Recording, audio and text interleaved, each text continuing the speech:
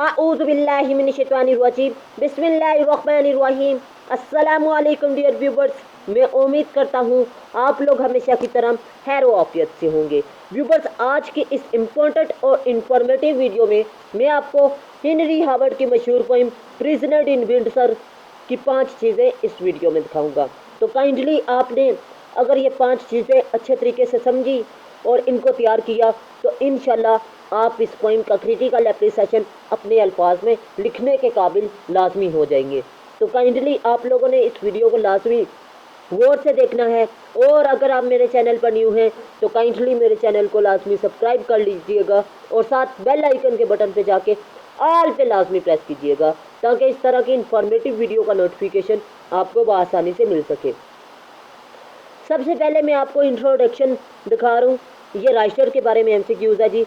Henry Howard 1517 में पैदा हुए और उनकी डेथ 1547 में हुई, और इसके अलावा इनको फादर ऑफ ब्लैंक वर्जी भी कहा जाता है। ब्लैंक वर्जी पर इंशाल्लाह मैं अलग से वीडियो बनाऊंगा, तो काइंडली आपने उस वीडियो को लाजमी वॉच करने के लिए मेरे चैनल को लाजमी सब्सक्राइब करना है ताकि इस तरह की इन्फॉर्मेटिव वीडियो का नोटिफिकेशन आपको बआसानी से मिल सके। तो व्यूवर्स, नेक्स्ट इस पोइम के बारे में जो उनसे एमसीक्यूज़ है वो डिस्कस करते हैं। मैं आपको बताता चलूँ कि प्रिजनर इन विंडसर के राइटर का नाम यानी पोइट का नाम हेनरी हावर्ड है। एक एमसीक्यूज़ क्लियर हुआ। राइमिंग स्कीम इस पोइम की ABCD है और ये पोइम लिखी गई 1537 में, और ये 54 लाइन में मुश्तमिल है, यानी 54 लाइन्स पर यह पोइम मुश्तमिल है। मेन थीम इस पोइम का loneliness of poet and suffering of poet and fate of man है, यानी इंसान ये किले में जो सी मुश्किलात है, किले में जो सी तन्हाई है, और इसके अलावा इंसान की जो सी किस्मत है उसको बयान करता है। कि शायर कहता है कि मैं पहले अरूज पर था, खुशहाल ज़िंदगी गुजार रहा था, बाद में वो सवाल का शिकार होता है, तो ये हम कह सकते हैं ये इंसान की किस्मत है। ठीक है, तो इसको ये बयान करता है। अब इस पोइम की समरी को उर्दू में समझने की कोशिश करेंगे। इस नज़म में शायर हमें विंडसर किले में जो सी उसे मुश्किलात पेश आती हैं उनको बयान करने की कोशिश करता है, यानी इस पोइम में उन मुश्किलात और तन्हाई को का जिक्र करता है। वो कहता है कि वो कैद खाने में जो सी तन्हाई और तकलीफ़दा ज़िंदगी है उससे तंग आ चुका है, और वो कहता है कि कैद खाना इतना जालिम कैसे हो सकता है। वो कहता है कि वो कैद खाने में आने से पहले एक पुरकशिश ज़िंदगी बसर कर रहा था महल में। ठीक है, और उस महल में कौन कौन सी सहूलत थी? उस महल में हरे भरे बागात थे, चबूतरे थे और 2 लड़कियां थी, और प्यार में ठंडी आहें बरते थे, यानी वो खुश होते थे उन लड़कियों को देखकर। और शाही किले में यानी शाही महल में, ठीक है, शाही किला या शाही महल में या दरबार में लड़कियां खूबसूरत लिबास पहनकर रक्स करती और उनको अपनी तरफ राग़िब करती। प्यार की चमक हमारी आंखों को इनकी आंखों को या शायर की आंखों को ज़्यादा खूबसूरत लगती।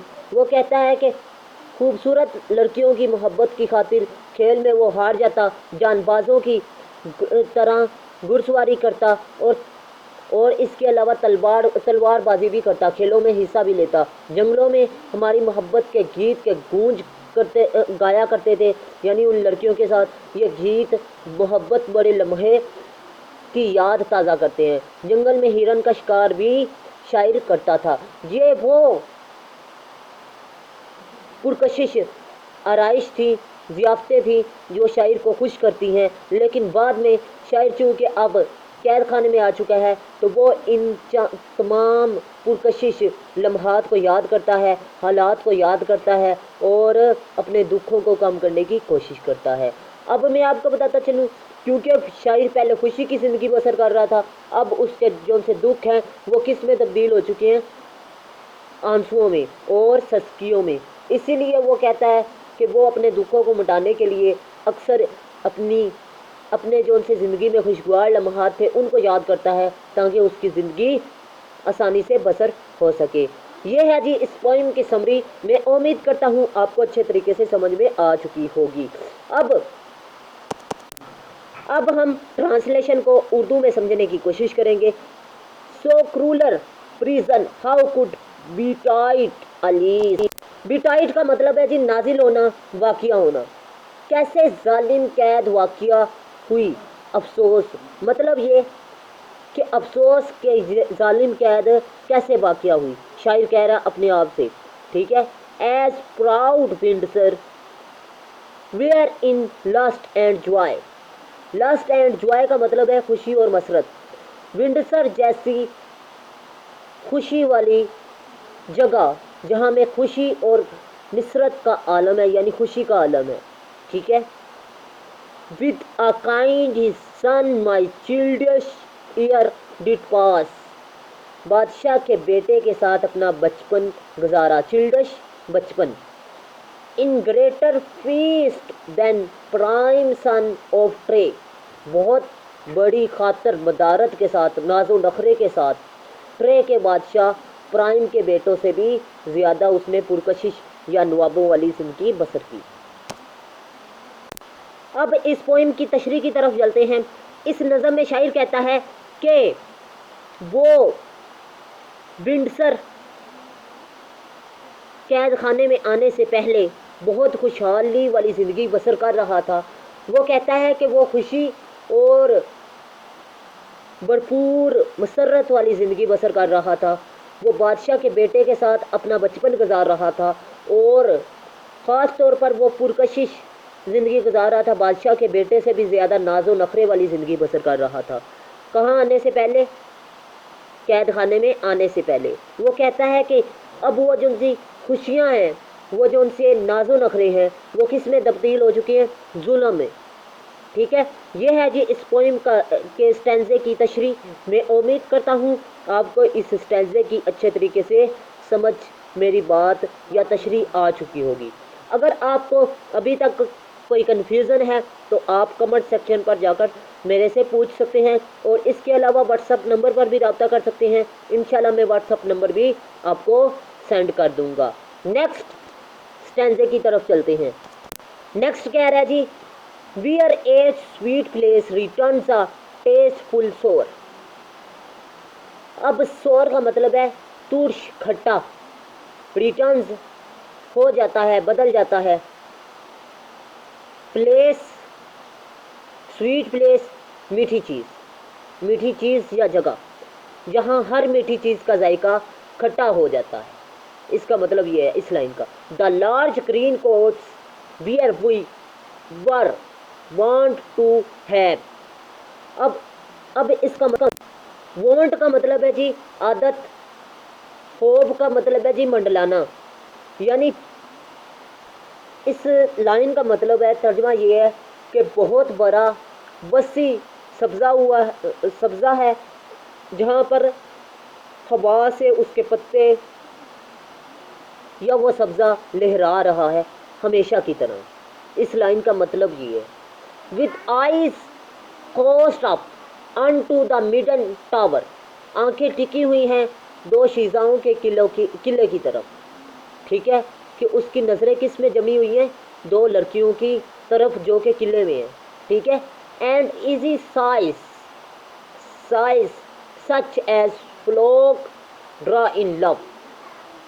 साइज का मतलब है सांस लेना और ठंडी सांसें लेना जैसे लोग मोहब्बत में बरा करते हैं।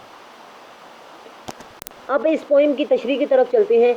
इस पोइम की नहीं, स्टैंजे की, ठीक है स्टूडेंट्स।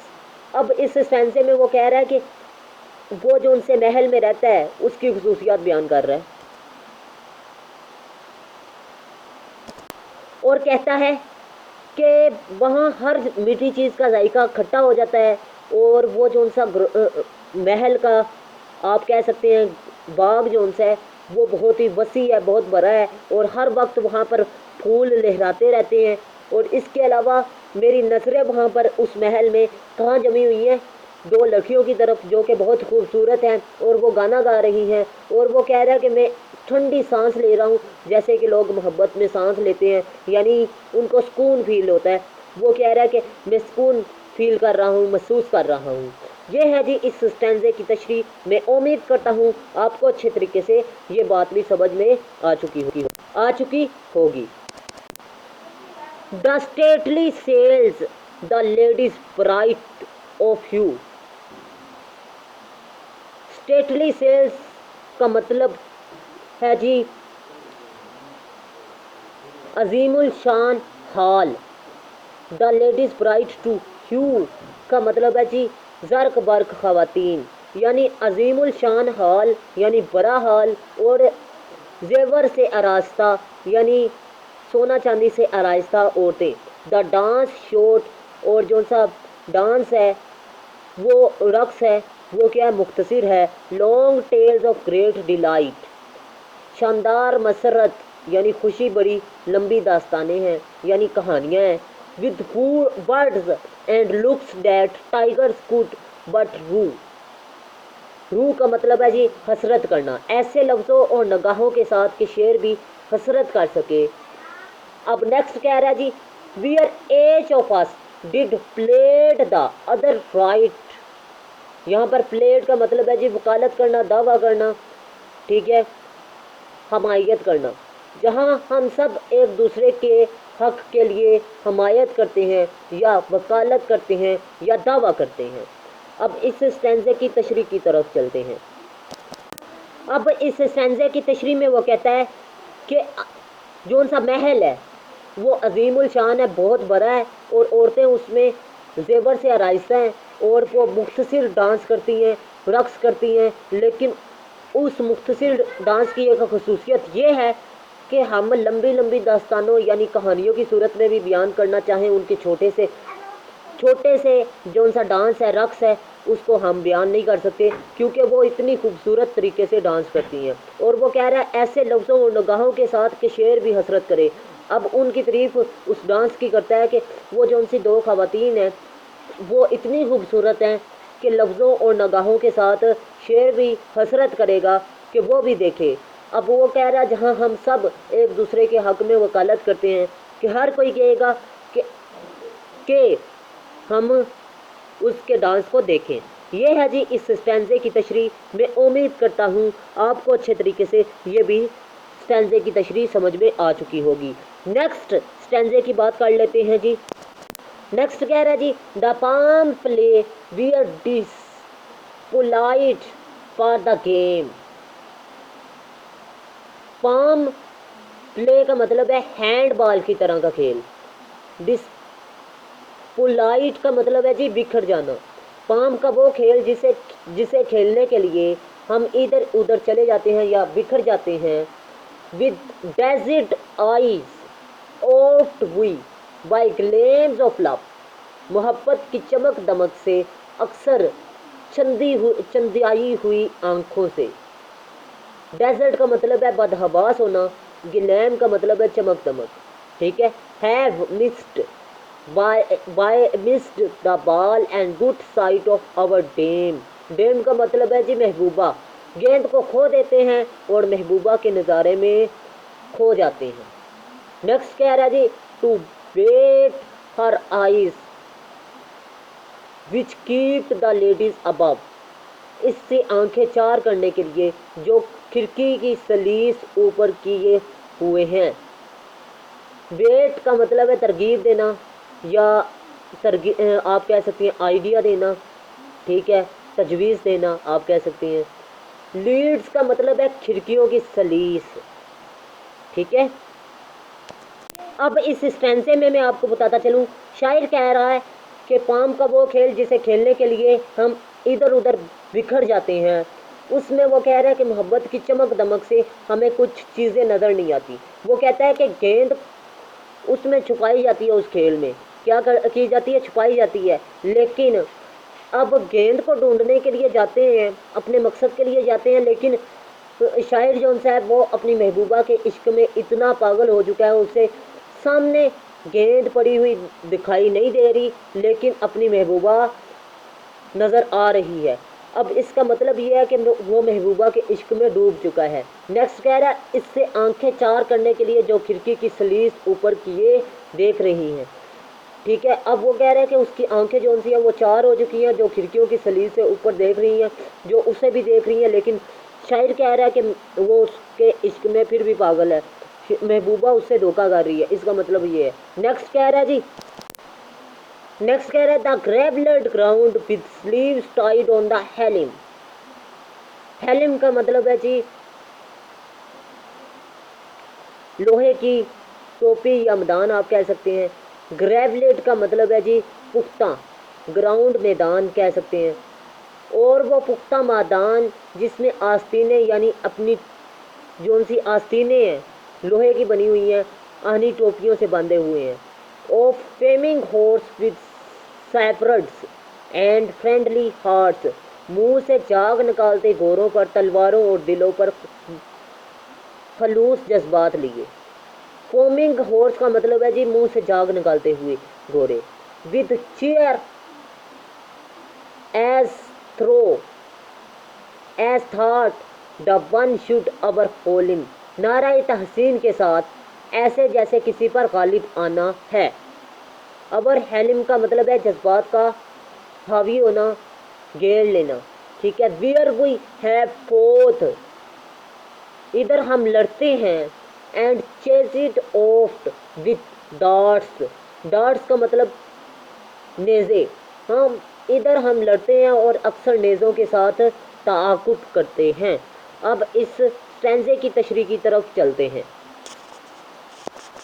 अब इस स्टैंजे की तशरीह यह बनती है, शायर कहता है पथरीली ज़मीन पर आस्तीने चढ़ाए हुए घोड़े जिनके मुंह से जाग निकल रही है, हाथ में तलवारें लिए और मोहब्बत करने वालों के साथ मोहब्बत करते हैं और खुशी से घुड़सवारी करते हैं जिसको हराना होता है।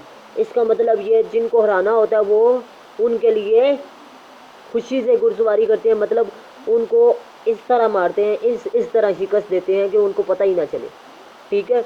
अब नेक्स्ट स्टैंजे की बात करते हैं, लेकिन उससे पहले मेरी एक रिक्वेस्ट है कि अगर आपने अभी तक मेरे चैनल को सब्सक्राइब नहीं किया तो लाजमी सब्सक्राइब कर लीजिएगा और साथ बेल आइकन के बटन पे जाके ऑल पे लाजमी प्रेस कीजिएगा ताकि इस तरह की इंफॉर्मेटिव वीडियो का नोटिफिकेशन आपको आसानी से मिल सके। और वीडियो को लाजमी लाइक भी कीजिएगा और दोस्तों के साथ शेयर भी कीजिएगा। नेक्स्ट स्टैंजे में कहता है जी with silver drops the meads yet spread for ruth, शबनम के कतरों पर जो सब्ज़ा अनायत फैलाए हुए है या इज़ारे करम फैलाए हुए है। In active games of nimbleness and strength, nimbleness लहराती हुई या फिरती और ताकत से भरे चुस्त खेलों में, या लहराती और ताकत से भरे चुस्त खेलों में। नेक्स्ट कह रहा है Where we did trained by swarms of youth, जहाँ हम पूरे जोर लगाते जब जवान ग्रोह हमारा पीछा करता है। अब ट्रायल का मतलब है ट्रालिड पीछा करना, पीछा किया। स्ट्रेन भरपूर जोर लगाना। स्वारम का मतलब है जी grow. Our tender limbs that yet shoot up in length, shoot up का मतलब है जी अचानक जाहिर होना, तरक्की से तरक्की करना। हमारे नरमो नाजिक अज़ा जो तेज़ी से नमू पाते हैं। अब इस स्टैंजे में जो सी तशरीह है वो मैं आपको बताऊंगा। इस स्टैंजे में शायर कहता है कि तलवारों और हथियारों से लड़ते और उनका पीछा करते और इसके अलावा चुस्ती और ताकत वाले खेलों में हिस्सा लेते जहां हम काफ़ी मोहब्बत करते एक दूसरों के साथ। नौजवानों का ग्रोह इस मौके पर इकट्ठा हो जाता और हमारे नरम जो से जिस्म थे वो सुकर जाते। मतलब ये कि जब वो लड़ने के लिए तैयार होते यानी पीछा करते किस चीज़ का, कुछ अवामल का, तो वो के ग्रोह इकट्ठा हो जाता जिसकी वजह से वो डर जाते और उनके जिस्म सुकर जाते। ये कह रहा है इस स्टैंजे में। नेक्स्ट कह रहा है जी the secret groves which oft we made resound, grove का मतलब है दरख्तों का झंडा, वो पुर असरार दरख्तों का झंडा जिनमें अक्सर आवाज़ें सुनाई देती। Of pleasant plant and of our ladies praise. Plant का मतलब है फरियाद, दुख, खुशगवार दुख या फरियाद और अपने महबूबाओं की तारीफ़ों की। Recording soft but grace as one had found. अक्सर इस यादाश्त के यानी इस आवाज़ जो सी आवाज़ उसे सुनाई देती है कि किस हिस्से में कितनी अनायत आई। अब ग्रेस का मतलब है अनायत, ठीक है। But hope of speed, speed का मतलब है जी यहाँ पर कामयाबी, ठीक है। What dread of long delays, और लंबे इंतज़ार में कितनी हवानियत है, वहशत है, खौफनाक है, ठीक है। अब इस स्टैंजे की तशरीह की तरफ चलते हैं जी। इस स्टैंजे में सरे कहता है जंगलात के साए में हमारी आवाज़ गूंजती थी और हमारी पसंदीदा दो महबूबाएँ होती थीं जिनके लिए मैं अल्लाह ताला का शुक्र अदा करता हूँ कि हम में से हर एक को एक एक महबूबा अता की गई और जल्द शादी की दुआ करते और इसमें देर होने के खौफ से डरते थे। इस स्टैंजे की ये तशरीह है, ठीक है। तो मैं उम्मीद करता हूँ आपको इसकी तशरीह भी अच्छे तरीके से समझ में आ चुकी होगी। अगर आपने अभी तक मेरे चैनल को सब्सक्राइब नहीं किया तो लाजमी सब्सक्राइब कर लीजिएगा और साथ बेल आइकन के बटन को ऑल पे जाके लाजमी सेट कीजिएगा ताकि इस तरह की इंफॉर्मेटिव वीडियो का नोटिफिकेशन आपको बआसानी से मिल सके। तो मैं उम्मीद करता हूँ आपको मेरी बात अच्छे तरीके से समझ में आ रही होगी और कोशिश कीजिएगा कि इस वीडियो के लिंक को दोस्तों के साथ भी शेयर कीजिएगा और ग्रुप्स में भी शेयर कीजिएगा ताकि ज़्यादा से ज़्यादा लोग इस्तेफादा हासिल कर सकें। नेक्स्ट क्या है जी, the wild forest the clothed holt within green. Holt का मतलब है जंगल, वो वीरान जंगल, सब्ज़े का लिबास पहना हुआ जंगल। विद रेंस, रेंस का मतलब है जी लगाम, यानी काबू में रखना, घोड़े को काबू रखने के लिए जो नथ डाली जाती है उसे लगाम कहते हैं। एंड स्विफ्ट, ये ब्रीथिड हॉर्स। अबोल्ड का मतलब है जी डीली, ये ब्रीथिंग का मतलब है जी हाँपते या सांस चढ़ना। जब इंसान थक जाता है तो उसके उसको सांस आता है, जो सांस की सूरत में वो आवाज़ निकालता है उसे कहते हैं हाँपता, ठीक है, जो आवाज़ इंसान निकालता है। और जानवर की जो सी सांस निकालने की आवाज़ है, ये इस तरह की जो सी आवाज़ है इसे हाँपता कहा जा रहा है, ठीक है। अब मैं आपको बताता चलूँ, नेक्स्ट लाइन की तरफ चलते हैं, फिर इंशाल्लाह इसकी तशरीह को भी समझेंगे। With cry of horns and merry blessed is between. Horns का मतलब है जी शिकारी कुत्ते, शिकारी कुत्तों की चीखों और खुशियों भरे हंगामे ने। Where we did chase the fearful heart of horse, जहाँ हम उसका पीछा करते खौफजुदा हिरन और ताकतों के साथ। हार्ट का मतलब है ताकत। इस स्टैंजे में वो कह रहा है कि खौफनाक जंगल सब्जे से घिरा हुआ है और ढीली लगाम के साथ घोड़े दौड़ रहे हैं और उनका पीछा कौन कर रहे हैं, शिकारी कुत्ते। और घोड़ों के पीछे चूँकि शिकारी कुत्ते हैं तो घोड़े दौड़ रहे हैं और वो थक चुके हैं और वो हाँपते हैं, आवाज़ें निकालते हैं, दहाड़ते हैं, ठीक है। और इन लम्हों में खुशी और डर के आलम में शायर और उसके दोस्त भी उनका पीछा कर रहे हैं। इस लम्हे में हिरन भी आ जाती है, हिरन के पीछे भी कुत्ते लग जाते हैं। ये वाक़िया बयान कर रहा है इस स्टैंजे में। नेक्स्ट स्टैंजे की तरफ चलते हैं। द वोट वेज एक डेट हॉर्बर्ड अस एच नाइट, और बोर्ड का मतलब है खाली, और ये खाली द्वारें भी जो हमें रातों को पनाह देती थी। जब घोड़े के पीछे कुत्ते लगे हुए थे, रात का वक्त था, तो इस दौरान चूँकि शिकारी कुत्ते थे, शिकारी कुत्तों से डरता था शायद, इसी वजह से वो जो उनसे छुपने के लिए, पनाह लेने के लिए चीज़ें इस्तेमाल करते, वो खाली द्वारें थी। वियर विद आलीस review with my breast, review ताज़ा करना, हाय अफसोस जहाँ ताज़ा कर रहा हूँ अपने सीने में। The sweet accord such sleeps as yet delight, वो दिलकश हम आहंगी वो लुत्फ़ अमोज़ नींदे। द प्लीजेंट ड्रीम्स खुशगवार ख्वाब, the quiet bed of rest खुशगवार ख्वाब पर पुरसकून आरामदा बिस्तर। अब इस स्टैंजे की तशरीह की तरफ चलते हैं।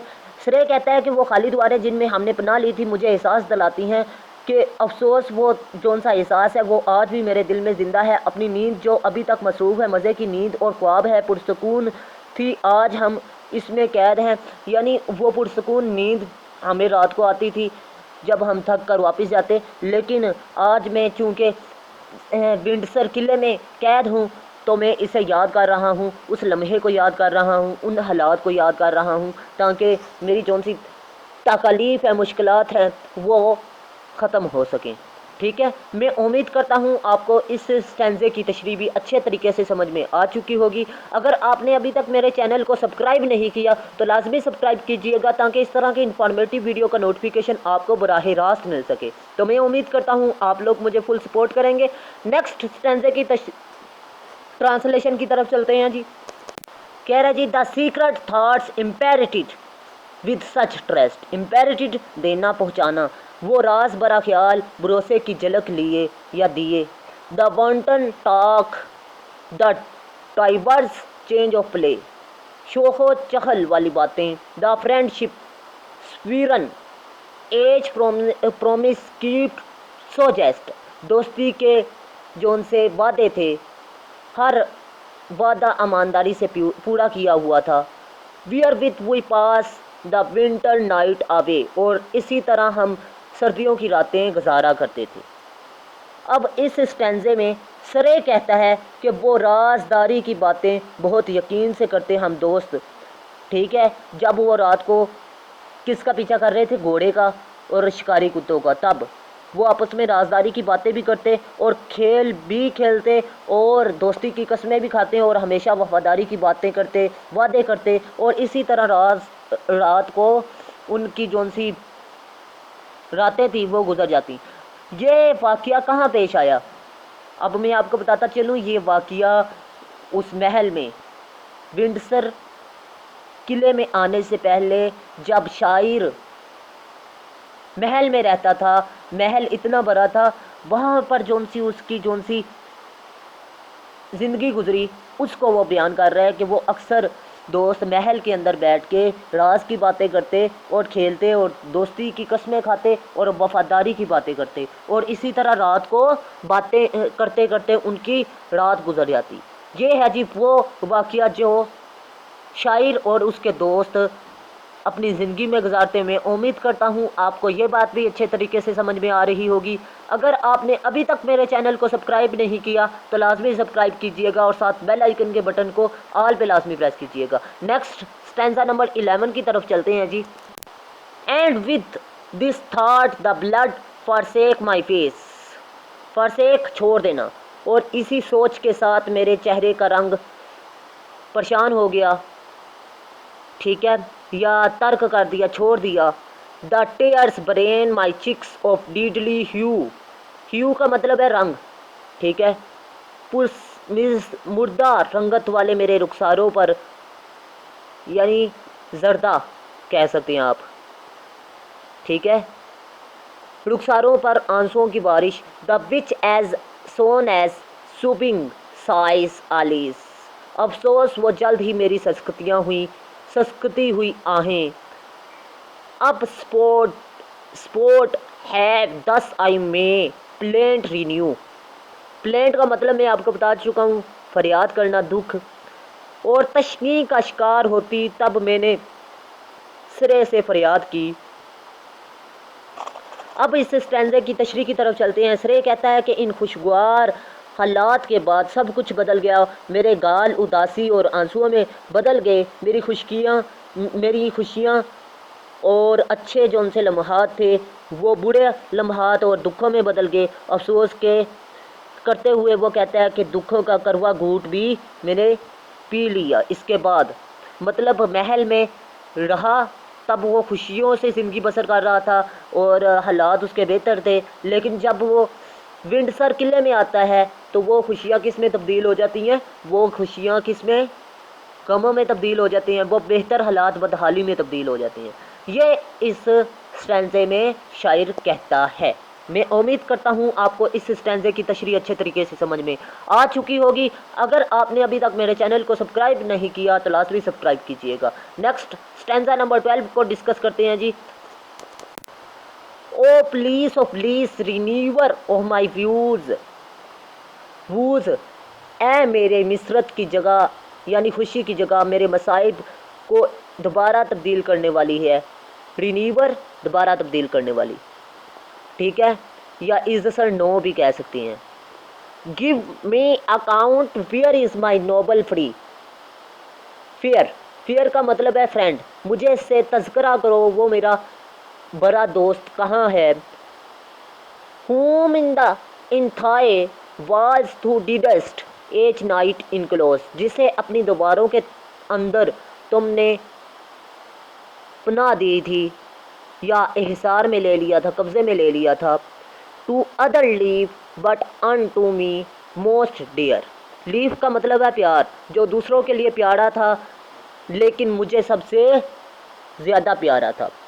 अब स्टैंजा नंबर 12 की ट्रांसलेशन को डिस्कस करते हैं। श्रेय कहता है ये फरहत वाली यानी खुशियों वाली जगह यानी महल की जगह की को बयान करता है। मेरे दुखों को ताज़ा कर देती है। मुझे बताओ कि मेरा दोस्त कहाँ है। इसकी चारदीवारी में हमने राज की बातें करते गुजारे। अब वो जो सी दूसरी ज़िंदगी की तरफ लौट गया है और वो मुझे बहुत अजीज़ है। यानी वो जो सी ज़िंदगी थी वो किस में तब्दील हो चुकी है, गमों में।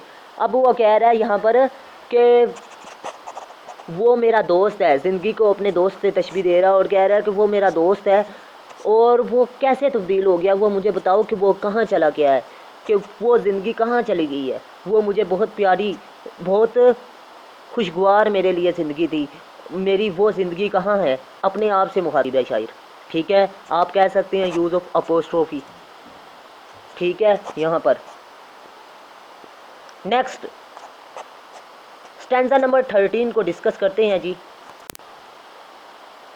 ईचो या echo alas that doth my sorrow rue, बाज़गाश्त इस तरह मेरा गम कैफ अफसोस मिलता। Returns there to, returns a hollow sound of plant, लौट के आती है फरियाद की इस खोखली आवाज़ के साथ। Thus I alone where all my freedom grew, तब मैं तन्हा जहाँ मेरी आज़ादाना परवरिश हुई। In prison pine with bondage and restraint, pine का मतलब है गम में मिल जाना, गम में मिल जाना, बैंडेज गुलामी, रिस्ट्रेंट बंदिश। इस स्टैंजे में शायर कहता है अफसोस मेरे दुख जोन से हैं वो मुझे ही सुनाई देते हैं और सिर्फ अल्ज़ामात जोन से उस पर अल्ज़ाम लगाए गए वो खोखले हैं और वो आवाज़ें जोन सी हैं वो मुझे ही सुनाई देती हैं। अब मैं कैद हूँ और जहाँ मेरी परवरिश हुई, यानी मेरी परवरिश कहाँ हुई थी, महल में, और अब मैं विंडसर में आ चुका हूँ, यानी कैद विंडसर किले में आ चुका हूँ, कैद में आ चुका हूँ और इसी तरह दुख भरी ज़िंदगी गुजार रहा हूँ। इस स्टैंजे में वो इस वाक़े को बयान करता है। मैं उम्मीद करता हूँ आपको ये तशरीह भी अच्छे तरीके से समझ में आ चुकी होगी। तो व्यूवर्स, एक अहम बात बताता चलूँ, मैंने ऑनलाइन क्लासेस का आगाज़ किया है। ISSB से लेकर PPSC तक और MA इंग्लिश से लेकर 9th से लेकर MA इंग्लिश तक ऑनलाइन क्लासेस का आगाज़ किया है। जो स्टूडेंट इंटरेस्टेड हैं वो मेरे व्हाट्सअप नंबर पर और कमेंट सेक्शन पर भी रब्ता कर सकते हैं। और इसके अलावा मैं अहम बात बताता चलूँ कि आपको नोट्स भी मुनासिब कीमत पर मिल जाएंगे। तो मैं उम्मीद करता हूँ अगर आप लोग इंटरेस्टेड हैं तो मेरे व्हाट्सअप नंबर पर लाजमी रब्ता करेंगे। Next stanza, and with remembrance of the greater grief, इसका मतलब है और बड़ी बड़ी तकलीफ़ को याद करके to finish the less I find my chief relief, छोटे दुखों को कर रहा हूँ और मुझे किस हद तक सुकून मिल रहा है। इस स्टैंजे में शायर कहता है, ये 14 नंबर स्टैंजा है, इसमें शायर कहता है कि बड़ी बड़ी तकालीफ़ जौन सी मुझे किले में तकालीफ़ मिल रही हैं उनको कम करने के लिए मैं अपने माजी के अच्छे लम्हात को याद कर रहा हूँ ताकि वो तकालीफ़ मेरी कम हो सकें जौन सी अभी मुझे है। जौन सी किले में तकालीफ़ है उनको कम करने के लिए शायर क्या कर रहा है, अपने अच्छे लम्हात को याद कर रहा है। ताकि वक्त गुजर जाए और उसे फील ना हो कि मुझे तकलीफ़ हो रही है। तो मैं उम्मीद करता हूँ आपको इस स्टैंजे की तशरीह भी अच्छे तरीके से समझ में आ चुकी होगी। मिलते हैं इस तरह की नेक्स्ट इंफॉर्मेटिव वीडियो में, लेकिन उससे पहले मैं आपको इस पोइम की टर्म्स दिखा। बेटा अब बात करते हैं यूज़ ऑफ टर्म्स की कि कौन कौन सी टर्म इस्तेमाल की गई। ये आप क्रिटिकल एप्रिसिएशन में लिख सकते हैं। यूज़ ऑफ एलिट्रेशन, एलिट्रेशन का मतलब है एक लाइन के अंदर सेम अल्फाज का आ जाना। मसलन क्रूलर, क्रूलर सी से शुरू हो रहा है, कुड सी से शुरू हो रहा है, तो ये क्या है एलिट्रेशन। लाइन नंबर 1 में एक ही लाइन में है, ठीक है। आप इस पोइम में जितने भी एलिट्रेशन के वर्ड है जो सेम है, सेम अल्फाज से शुरू हर्फ से शुरू होते हैं, वो एलिट्रेशन के हैं। जैसे कि मैं ये 5 बता चुका हूँ, आपने 3 तो लाजमी लिखने हैं। इसके अलावा आप पोइम में से सर्च करके खुद भी लिख सकते हैं, ठीक है। यूज़ ऑफ कायरा, कायरा का मतलब है पंचुएशन, जो उनसे पंचुएशन के अल्फाज हैं वो अगर लाइन के अंदर इस्तेमाल की जाए उसे कहते हैं यूज़ ऑफ कायरा, ठीक है। जैसे कि द स्टेटली सेल्स, सेल्स के बाद कोमा आ रहा है तो ये क्या यूज़ ऑफ टर्म है जी कायरा की, ठीक है। यूज़ ऑफ कायरा भी आप कह सकते हैं। ये टर्म किसकी है? कायरा की। तो मैं उम्मीद करता हूँ आपको ये भी अच्छे तरीके से समझ में आ चुकी होगी। नेक्स्ट बात करते हैं जी व्यूवर्स एनोफोरा। एनोफोरा कहते हैं जी सेम अल्फाज से दो अलग अलग लाइनें शुरू हों, जैसा कि दा से शुरू हो रहा है। यूज़ ऑफ ये क्या कहलाती है? एनोफोरा की टर्म कहलाती है। इसे यूज़ ऑफ एनोफोरा भी आप कह सकते हैं कि इसने एनोफोरा का इस्तेमाल किया अपनी पोइम के अंदर। मैं उम्मीद करता हूँ आपको ये भी अच्छे तरीके से समझ में आ चुकी होगी। अगर आपको कोई कन्फ्यूज़न है तो आप मेरे से बराह रास्त रब्ता कर सकते हैं। इंशाल्लाह मैं अच्छे तरीके से आपको गाइड कर दूंगा। नेक्स्ट बेटा बात कर लेते हैं जी यूज़ ऑफ कॉन्सोनेंस। कॉन्सोनेंस कहते हैं जी कॉन्सोनेंस लेटर। जैसे कि आपने देखा वावल अल्फाज आपने पढ़े ए आई ओ यू, और कॉन्सोनेंस अल्फाज कितने हैं? 20 बल्कि। और जो उनसे इंग्लिश के अल्फाज 6 हैं वावल अल्फाज, उन्हें क्या कहते हैं जी? एसोनेंस, ठीक है। वावल अल्फाज ये जो उनसे कॉन्सोनेंस लेटर है, मतलब 20 अल्फाज जो उनसे हैं ए आई ओ यू के अलावा वो कॉन्सोनेंस लेटर कहलाते हैं। अगर एक लाइन में कॉन्सोनेंस लेटर इस्तेमाल किए जाएँ उन्हें क्या कहते हैं? कॉन्सोनेंस। और एसोनेंस कहते हैं जी वावल अल्फाज एक लाइन में इस्तेमाल हो। मतलब आइज़, आइज़ ई से शुरू हो रहा है, ए वावल अल्फाज है, ये क्या है? एसोनेंस। मतलब ये कौन से अल्फाज हैं जी? वावल। तो इनको क्या कहते हैं? एसोनेंस, ठीक है। ये यूज़ ऑफ टर्म जो सी है एसोनेंस है। मैं उम्मीद करता हूँ आपको इसकी भी अच्छे तरीके से समझ में आ चुकी होगी। व्यूवर्स मैं उम्मीद करता हूँ आपको वीडियो अच्छी लगी। अगर वीडियो अच्छी लगी तो लाजमी लाइक कीजिएगा। मिलते हैं इस तरह की नेक्स्ट इन्फॉर्मेटिव वीडियो में, तब तक के लिए मुझे इजाज़त दीजिए। आपका मेज़बान अदनान इकराम। अल्लाह हाफिज़। पाकिस्तान जिंदाबाद, पाकिस्तान पाइंदाबाद।